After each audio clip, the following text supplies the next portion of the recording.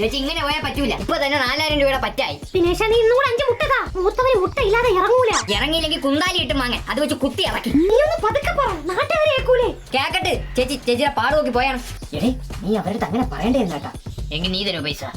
അതല്ലടാ, അവർക്ക് 2 മക്കളുണ്ട്. മൂത്തവൻ ആളിച്ചിരി പെശകാണ്. നിന്റെ മണ്ടിൽ ബുൾഡോസർ കയറി ഇറങ്ങണ പോലെ അവൻ കയറി ഇറങ്ങും. പിന്നെ ഇളയത് ഒരു അസുര വിത്ത്. കാണാൻ ഞാനുല്ല കണക്കാണെങ്കിലും നീ സൂക്ഷിക്കണം. ചേട്ടാ അമ്മയുടെ അടുത്ത് എന്തോ പറഞ്ഞെന്ന് ഞാൻ അറിഞ്ഞല്ല.